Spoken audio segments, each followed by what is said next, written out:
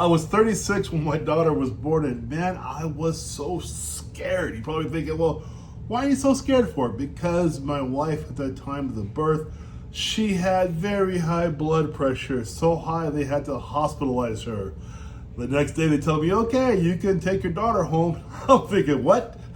By myself? Here I am, ex-military, ex-law enforcement, big guy, right? And that was the most scariest thing ever. This little itty bitty girl, oh my gosh, like this big. Oh my gosh, what do? I was just so scared, you know? And I remember literally my knees were shaking because this little thing in my hands was my responsibility to take care of, you know, and I was by myself. I just couldn't believe it, you know? And I remember bringing her home, and I just kept, every 5 minutes, I checked, make sure she's breathing, had my finger on her chest. Is she breathing? Okay, she's breathing, right? My neighbors came around, they chipped in, they brought in dinners to me and lunches and stuff like that. I had to go to the hospital to get milk, of course, you know, for her, but it was just me and her. And I remember that on my drive home, it was the quietest drive I ever had in my entire life, right? I remember when I was in law enforcement, my second ever DWI, the guy in the back of the car, he fell asleep. That was a quiet drive too, but this drive was more quiet than that drive, right? Every stoplight I came to, it felt like forever, right? I'm 34 years old. I had a job, so I had to tell, of course I always had a job, but I had to tell my employer I'll be home for 2-3 weeks, you know, take care of my baby. My God, you know, I felt like a little boy. I felt like I was just out of my game, outclassed, you know, and I didn't know what to do. You know, I figured it out in time. My neighbor helped me out too, but I gotta tell you, man, that was the scariest time of my entire life ever, because this little darling thing I had to take care of every minute of every hour of every day, and that just scared me, you know. What I really wanted though wasn't an instruction manual looking back now, right? I really needed somebody older, somebody to tell me, you know, you can get through this because I've been through this. And someone to tell me you two would be great, right?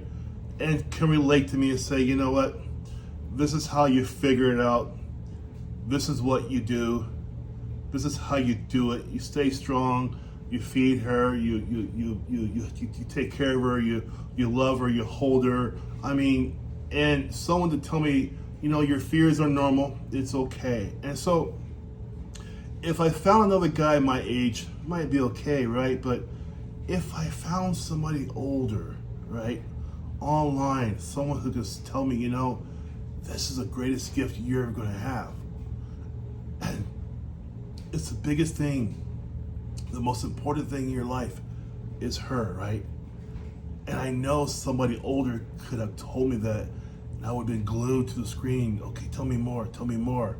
And I'd want them to tell me about what it's like to take care of a young, defenseless life. And that's what I really needed. I wished I had that so much. Just someone who's been there in their 50s or 60s and say, hey, Mitch, you know what? It's okay. Here's how you do it. Make sure she's fed. Rock her, burp her, change her diaper. It just would have been great.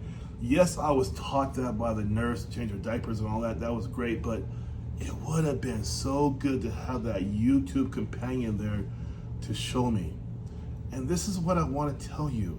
We are underrepresented on YouTube, you guys. We are 34% of the population, but yet YouTube is just crawling with young people telling you about how to make $1 million, or they're on top of Lamborghinis, or they're sitting in a rented jet like it's their jet. Not really giving people like me value. I would have valued someone like you to tell me today. If a young guy told me today the same story I'm telling you, I would tell him, hey, I've been there. I have been in your shoes exactly. Let me show you how I did it. Because today my daughter's in her 20s, so obviously we made it, right? And so don't underestimate your value, because you do carry heavy value to others. Don't underestimate that, ever. I want you to really think about joining our community down below. It's a community for us. People over 50 who want to start a YouTube channel. You have stories, you have life, you have experience. This is one of the rare communities for people over 50 we can share. I can show you how to launch your YouTube channel, how to share your experiences, how to get your voice out there, because your voice is important and it matters. I wish you were there for me back then, right?